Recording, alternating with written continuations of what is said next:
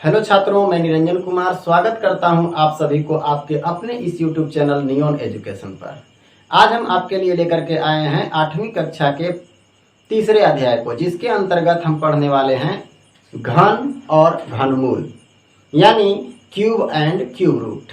तो इसके अंतर्गत हम घन किसे कहते हैं, घन ज्ञात कैसे किया जाता है, घनमूल किसे कहते हैं, घनमूल कैसे ज्ञात किया जाता है, इसका पूरा जानकारी अध्ययन करेंगे। तो आज हम सबसे पहले देखते हैं कि घन किसे कहते हैं। तो आप बोर्ड पर देख पा रहे हैं कि घन यानी क्यूब किसे कहते हैं, हम पढ़ के आपको बताते हैं। जब हम किसी भी प्राकृत संख्या को उसी संख्या से 3 बार गुना करते हैं तो प्राप्त होने वाला गुणनफल दी गई प्राकृत संख्या का घन कहलाता है। यानी कोई भी प्राकृत संख्या हो, जब हम उसको 3 बार गुना करेंगे तो 3 बार गुना करने के बाद जो प्राकृत संख्या या जो गुणनफल प्राप्त होगा उसे हम क्या बोलेंगे कि वह दी गई प्राकृत संख्या का घन है। अब इस घन को किस चीज से सूचित किया जाता है, तो इस घन को पावर के रूप में 3 दे करके सूचित किया जाता है। जैसा यहाँ लिखा गया है कि इसे पावर यानी घात 3 के रूप में व्यक्त किया जाता है। जब किसी संख्या का घात आपसे पूछा जाएगा तो घात न कह करके और पावर 3 लगाया हुआ रहेगा, और जब पावर 3 दिया हुआ रहेगा तो आपको अपने से समझना है कि उसका घात ज्ञात करना है। जैसे जब हम यहाँ देखते हैं बोर्ड पर, तो यहाँ बताया गया है कि 1 का घन का अर्थ क्या होगा, 1 का पावर 3। यानी जब घन लिखा हुआ है तब तो ठीक है, उसको हम 3 बार गुना कर लेंगे। लेकिन यदि 1 का घन न लिखा हुआ रहे और उसके स्थान पर 1 का पावर 3 दिया हुआ है, तब भी हमको समझना होगा कि 1 का ही घन निकालना है। तो चलिए हम देखते हैं कि 1 का घन यानी 1 का पावर 3 निकालने के लिए हमको क्या करना पड़ेगा। तो यहाँ जैसे परिभाषा में दिया गया था, हमको 1 कितना बार लिखना पड़ेगा, 3 बार, और तीनों को आपस में गुना करना पड़ेगा, जिससे क्या प्राप्त होगा, 1। तो 1 का घन यानी 1 को 3 बार गुना करेंगे तो क्या प्राप्त हो रहा है, 1। तो 1 का घन कितना होगा, 1। अब हम 2 को देखते हैं। जब हम 2 के पास आते हैं तो 2 का घन यानी 2 का पावर 3 ज्ञात करने के लिए हमको 2 को कितना बार गुना करना पड़ेगा, 3 बार। 2 गुने 2 गुने 2, और जब इन सभी का गुणनफल हम ज्ञात करेंगे तो आएगा 8। तो हम कह सकते हैं कि 2 का घन या 2 का पावर 3 का मान कितना होगा, 8। अब हम लोग चलते हैं 3 के पास। तो 3 का घन निकालने के लिए या 3 का पावर 3 दिया हुआ रहे तो हम कहेंगे कि 3 का घन ज्ञात करना है। तो घन ज्ञात करने के लिए हमको कितना बार गुना करना पड़ेगा, 3 को 3 बार, 1 2 और 3। जब हम 3 बार गुना करते हैं तो आता है 27। तो 3 का घन कितना हो गया, 27। अब हम देखते हैं 4 का घन। 4 का घन का मतलब 4 का पावर 3। जब 4 का पावर 3 या 4 का घन ज्ञात करना होगा तो 4 गुने 4 गुने 4 हमको कितना बार लिखना पड़ेगा, 3 बार। और जब इन तीनों को आपस में गुना करेंगे तो हमको कितना मिलेगा, 64। और यही 64 इस 4 का घन है।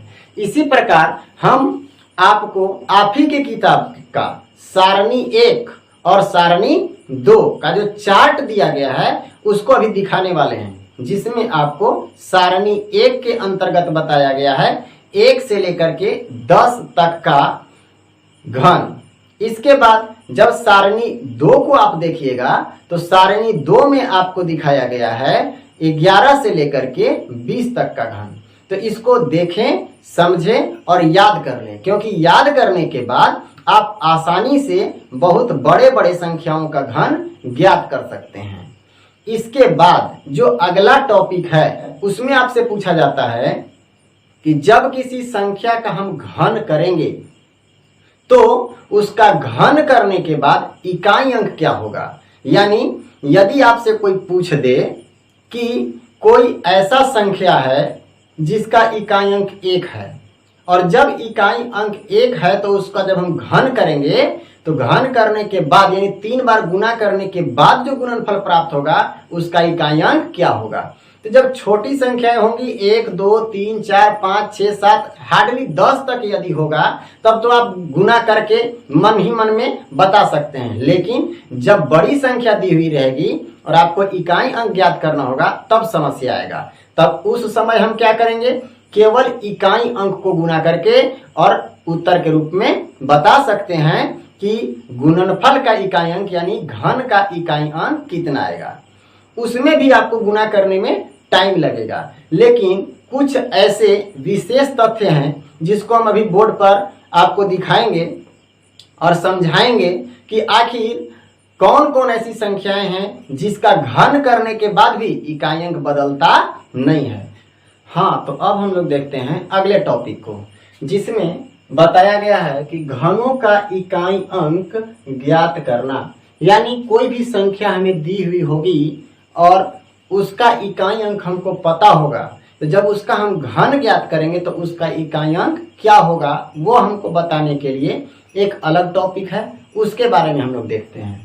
तो इसमें कहा क्या है कि जिस संख्या का इकाई अंक 1 4 5 6 9 या 0 हो तो उस पूरी संख्या के घनों का इकाई अंक भी वही, अर्थात 1 रहेगा तो 1, 4 रहेगा तो 4, 5 रहेगा तो 5, 6 रहेगा तो 6, 9 रहेगा तो 9 और 0 रहेगा तो 0 ही होगा। यानी छोटी से छोटी संख्या या बड़ी से बड़ी संख्या कोई भी हो, या तो छोटी हो या बड़ी हो, अगर उसका इकाई अंक 1 हो, 4 हो, 5 हो, 6 हो, 9 हो या 0 हो तो उसका घन करने के बाद इकाई अंक सेम टू सेम होगा, यानी उसके इकाई अंक में कोई परिवर्तन नहीं होगा। अब हम लोग देखते हैं इसका उदाहरण। जैसे में क्या दिया गया है, जैसे में यहाँ दिया गया संख्या एक तरफ उसका घन किया गया है, अब घन करने के बाद जो इकाई अंक आया है उसको अलग रखा गया है। आप देखिए कि जब हम 1 का घन कर रहे हैं तो 1 गुने 1 गुने 1 मिला कितना, 1, तो इकाई अंक अकेला है तो इकाई अंक क्या मिलेगा, 1।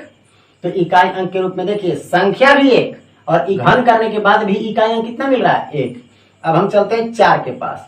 जब हम 4 को घन के रूप में बदलते हैं यानी 3 बार गुना करते हैं तो आता है 64। तो 64 का इकाई अंक क्या है, 4, तो इकाई अंक के स्थान पर भी कितना आ गया, 4। संख्या था 4 और उसका इकाई अंक भी क्या आ गया घन करने के बाद, 4। अब चलिए 5 के पास। 5 का जब हम घन करते हैं तो 5 को 3 बार गुना करते हैं तो आता कितना है, 125, और 125 का इकाई अंक भी कितना है, 5। देखिए आप कि यहाँ पे संख्या भी 5 था और जब इसका घन किए तो इकाई स्थान पर भी क्या आ गया, 5, यानी कोई परिवर्तन नहीं हो रहा है इकाई स्थान पर। अब हम लोग देखते हैं छठा, 6 में। 6 को जब हम घन करते हैं तो 3 बार गुना करने के बाद आता है 216 और 216 का इकाई अंक क्या है, 6। तो 6 और 6 आप देख पा रहे हैं कि संख्या को जब हम 3 बार गुना कर रहे हैं तो भी इसके इकाई अंक में कोई बदलाव नहीं हो रहा है। उसी प्रकार से 9 में 9 गुने 9 गुने 9 जब हम इसका घन ज्ञात करेंगे तो आएगा 729 और 729 का इकाई अंक भी कितना है, 9। जब हम 10 को लेते हैं जिसका इकाई अंक 0 है तो 10 गुने 10 गुने 10 जब हम गुना किए तो आया 1000, 1000 का इकाई अंक कितना है, 0। मतलब यहाँ पे संख्या का इकाई अंक 0 है तो यहाँ पर भी उसके घन का इकाई अंक क्या है, 0। एक बात और जानिए, अभी तो आप एक एक संख्या को देखें, इसी तरह से बहुत सारी संख्याओं का सामना आपको करना पड़ेगा। जैसे बड़ी से बड़ी संख्या का अगर आपसे पूछ दिया जाए कि 5, 2 और 9 का घन ज्ञात कीजिए तो इतना बड़ा संख्या का घन ज्ञात करने में तो हमको परेशानी होगा। तो जब इकाई अंक ज्ञात करना होगा तो सिर्फ हम इकाई अंक को ही गुना करेंगे। तो इकाई अंक के स्थान पर कितना है, 9, और हम जानते हैं कि 9 का जब घन करते हैं तो इकाई अंक कितना आता है, 9। तो बिना देखे बिना सोचे समझे हम इस संख्या के घन का इकाई अंक आंख मूंद करके बोल देंगे कि 9 ही होगा। समझ में आ रहा होगा आपको। अब हमसे कोई पूछ दे कि चलिए 5, 2 और 4 का बता दीजिए कि जब इसका हम घन करेंगे तो इसका इकाई अंक क्या मिलेगा। तो हम जानते हैं कि इकाई अंक 4 है तो 4 को ही तो 3 बार गुना करना पड़ेगा। अब हम यहाँ देख रहे हैं कि 4 को 3 बार गुना करने के बाद क्या आता है, वही 4 आता है इकाई अंक के स्थान पर। तो इसका भी इकाई अंक क्या होगा, 4। तो जब भी किसी संख्या के अंत में यानी इकाई अंक के स्थान पर 1, 4, 5, 6, 9 या फिर 0 होगा तो बिना गुना किए हुए हम डायरेक्ट कह सकते हैं कि उसका इकाई स्थान पर जो संख्या होगा वो वही होगा जिसका इकाई अंक को हम गुना 3 बार करेंगे। तो उम्मीद है आपको यह टॉपिक समझ में आ रहा होगा। अब हम देखते हैं इसी में जो संख्याएं बच गई हैं, जैसे 2, 3, 7 और 8।